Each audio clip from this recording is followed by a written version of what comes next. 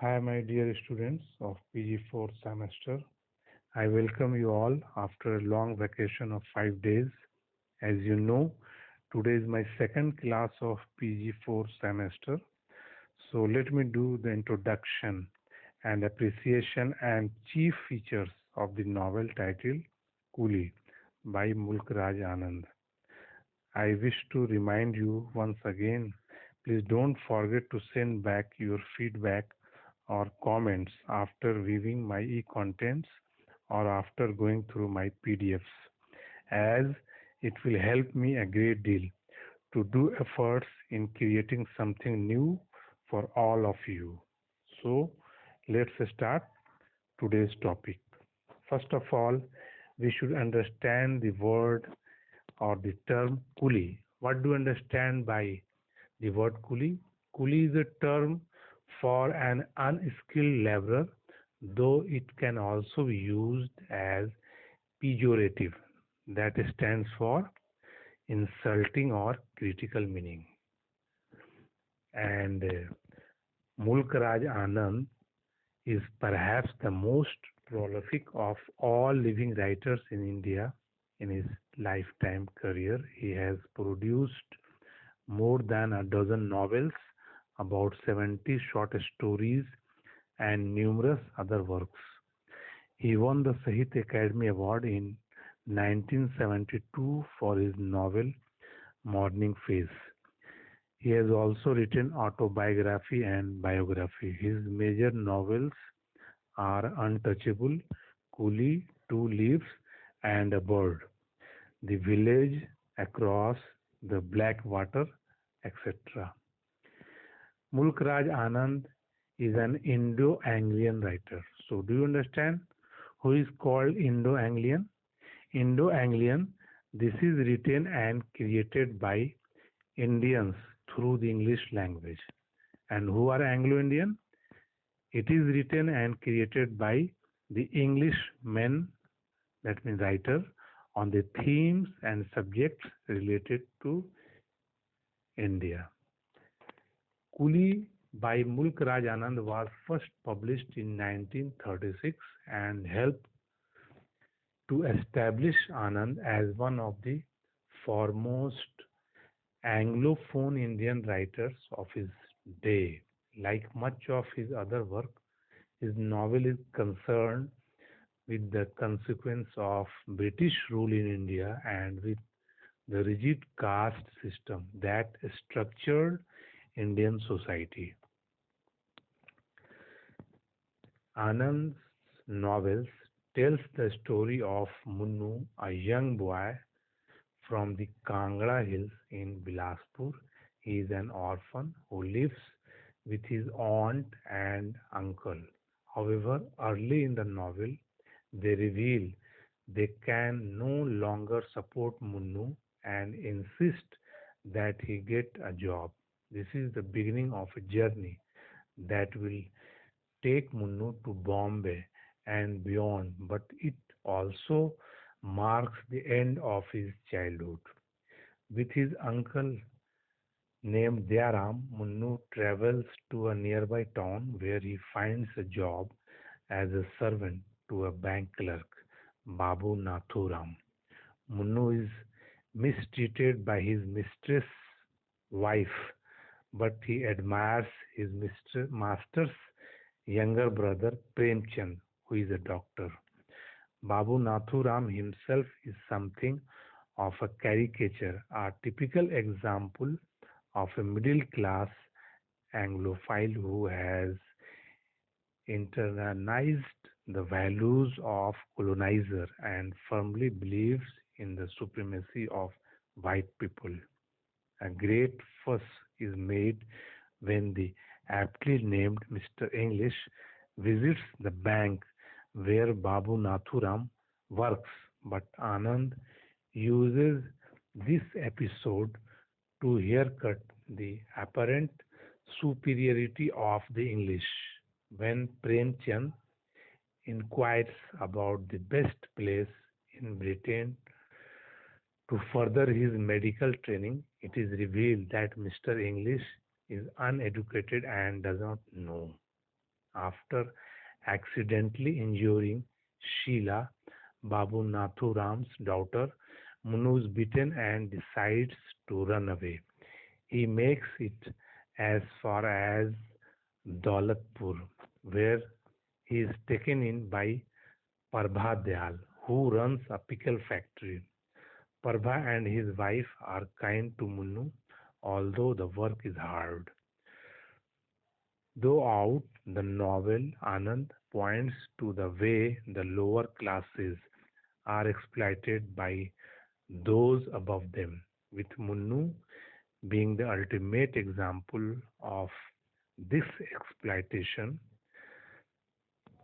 Here he shows how Prabha must oppose his neighbor, the public prosecutor, Sir Todermal, with free pickles and jam to prevent him having the factory shut down because the smoke irritates him. Ultimately, however, it is Prabha's own business partner Ganpat who cheats him and leaves him bankrupt, suggesting a lack of class consciousness or solidarity. When Prabha loses the factory, Munno is left to fend for himself once again.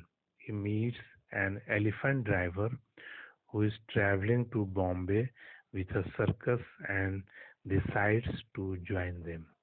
At first, Munno is delighted with Bombay, but he soon realizes that even here coolies must sleep on the streets.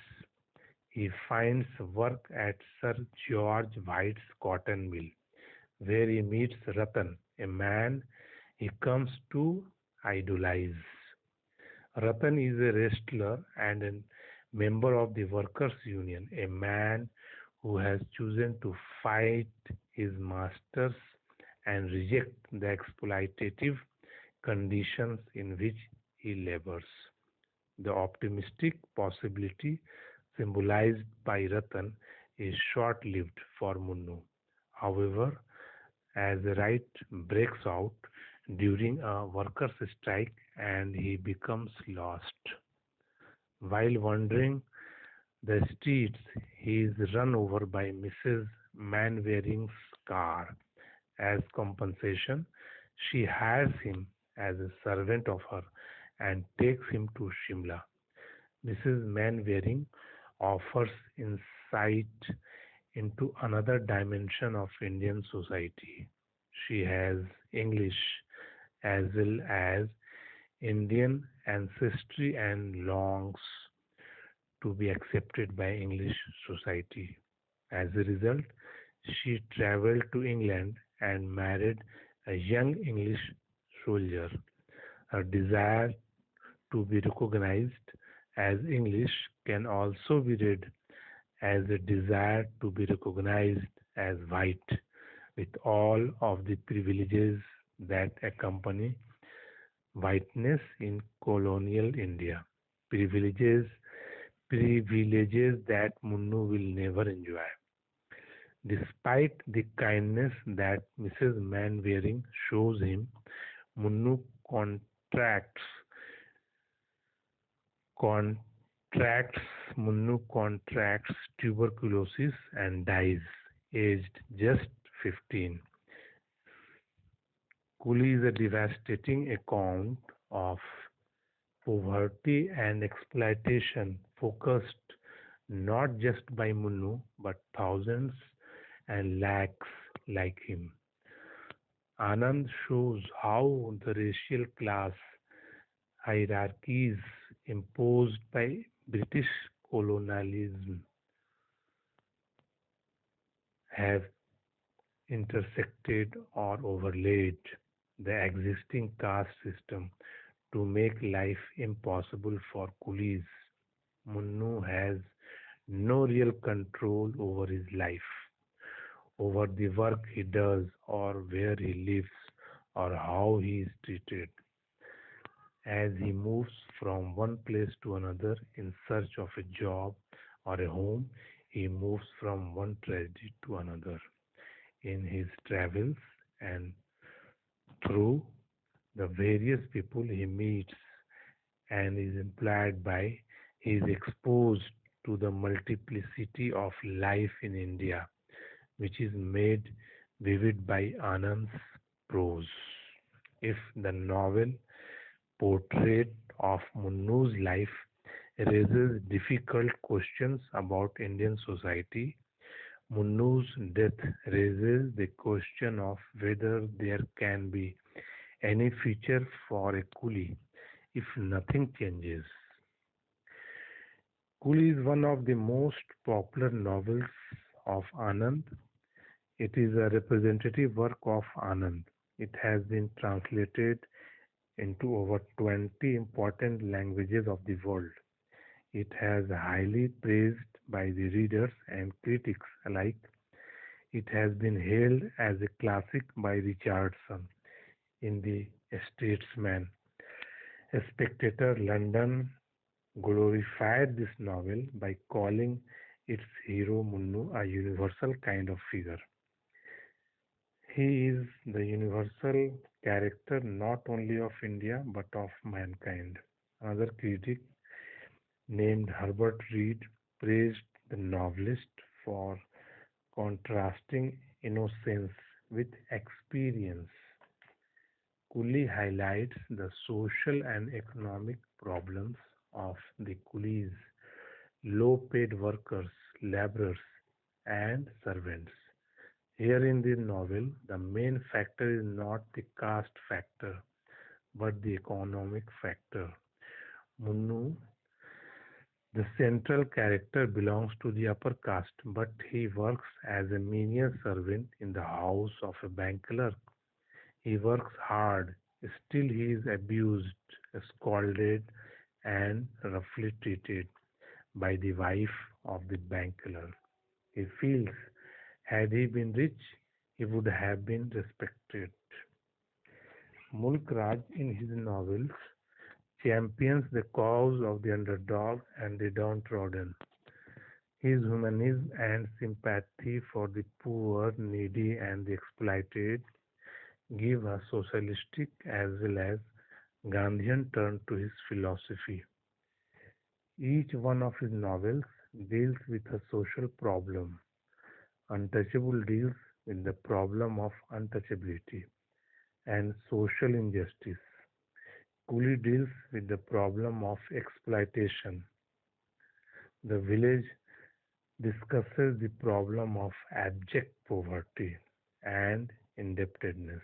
The Big Heart is concerned with the problem of introduction of machines and consequent unemployment. Anand is an expert in portraying children, but his women play only minor and subordinate roles in comparison to men. He has a few heroines. His heroes and heroines are real people. He himself remarked, all these heroes and the other men and women who had emerged in my novels and short stories were dear to me because they were the reflections of the real people I had known during my childhood and youth. His characters of the novels like Munnu, Bakha, and Gangu have become universalized figures. His main characters are as alive and immoral as those of Dickens, Hardy, and Munshi Premchand. Broadly speaking, his characters can be divided into three types: the sufferers, the oppressors, and the good men. There is a great variety of characters in his novels.